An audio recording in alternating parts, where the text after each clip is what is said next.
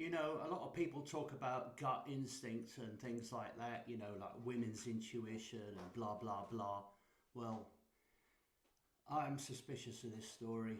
As soon as I read it, I thought, hold on. You know, there's always a themes in all this.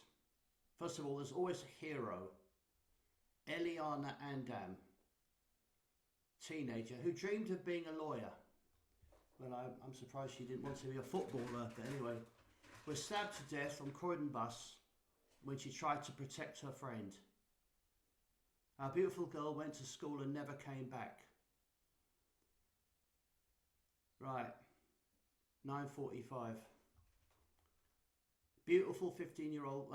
You can't say anyone's beautiful, even if they are beautiful. It's a subjective. If somebody's been stabbed, you don't talk about how beautiful they were. Right? It's just somebody has been stabbed. Beautiful or ugly, it doesn't matter. Right? Let's go with the official story. Her dream was to be a lawyer.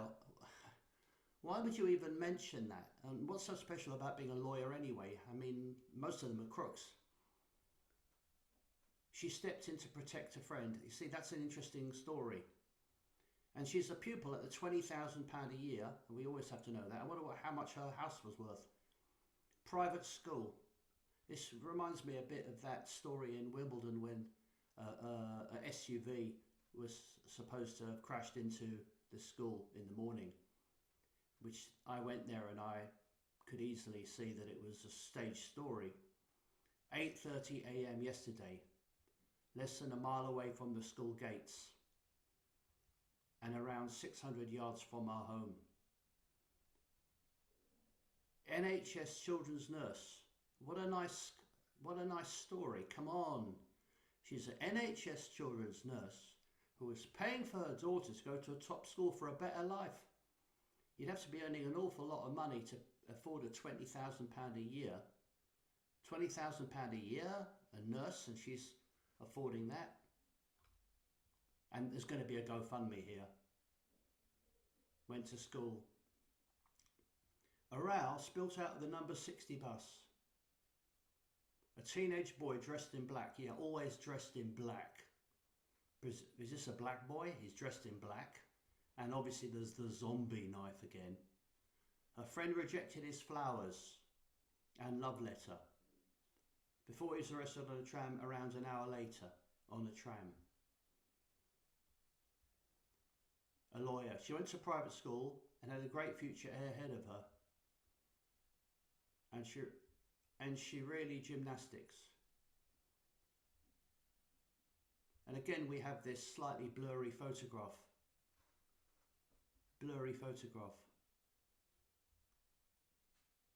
First picture. Where did they get this picture from?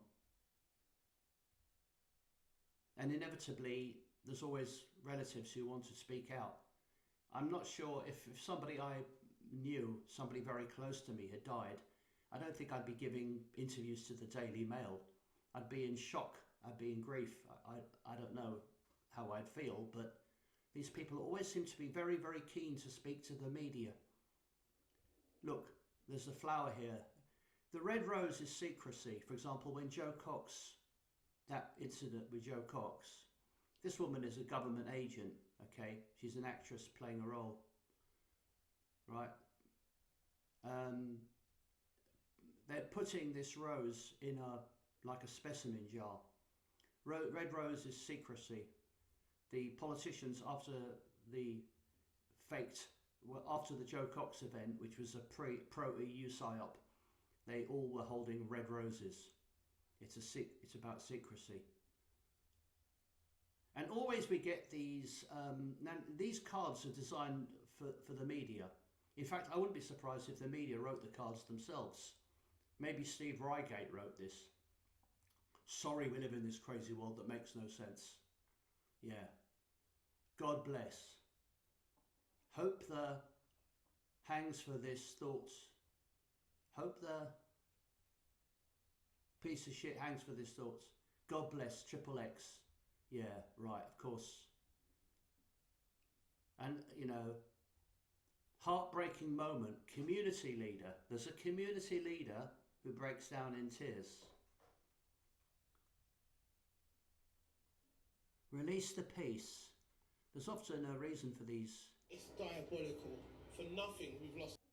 Sorry, I'm just, I've been talking to myself there. I forgot that it wasn't recording. If you look at these kind of pictures here, to my mind, this doesn't feel like something that's been written for the victim. It's written, I believe, for the camera. This is a money shot. Your money shot. Marks and Spencer. A forensic investigator puts flowers into a container. So these apparently, are these supposed to be the flowers that the zombie knife guys? There's also a video here of a man who frankly looks like he's laughing. I mean, maybe, and then he has to go into sort of tearful mode. Stooping delight, actually, I think. I don't believe this story is true. I think this is a fake story. Can't be sure. I'm not saying bad shit doesn't happen, but a man delivers 2 bunches of flowers. I mean, why bother? I mean, if somebody's been stabbed, I wouldn't buy flowers. What's the point? They're dead. You know? I'd like to find out what's going on. I mean, that's my tribute. I want to pay tribute to people by sincerely asking what the fuck's going on in our society. Another thing is there's no description of the man in black with the zombie knife that was as big as a sword, apparently. Look.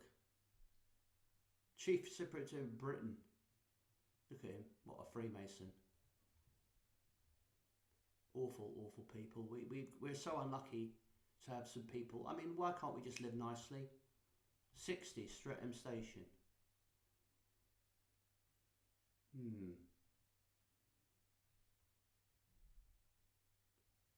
What I'm saying is that I can't be sure about this event.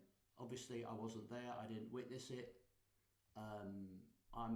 My knowledge of this incident is exactly the same as anyone who's just what we're being told. But I do know, that similar incidents have been faked in the past. I know that. So have they done another one of those things? Or is this one of those genuine horrible crimes that can happen? You see, just because something can happen doesn't mean it did happen. You know? I mean, it's possible. This story is plausible. We do know that there are bad people out there, and people do have knives. Although quite often you find that people who've already got knives always seem to buy one from Argos, you know, shortly before they kill someone and have the receipt in their pocket or something. You know what I'm saying? I mean, if you wanted to stab someone, I mean, just like most people, I wouldn't need to go out and buy a knife. I mean, if I wanted to stab someone, I already have knives available, so I wouldn't go out and buy one, keep the receipt. I mean, it was so ridiculous. I think it was it with the Joe Cox one, or no, it was another terrorist event. I can't remember which one it was now. The guy went out and not only did he buy some new knives from Tesco, even though Tesco didn't sell them, I think he also bought a knife sharpener. I mean, come on, you're going to stab someone and you buy a knife sharpener and new knives? What, are you planning to use the knives to stab various people going forward, and after you've stabbed this victim to death, you're going to have to sharpen your knife for the next one? This is scripted shit. So in my opinion, my gut feeling, based upon very little information apart from this, is that this is a faked story, and this is more race baiting, and the muse is being manufactured. That's my view.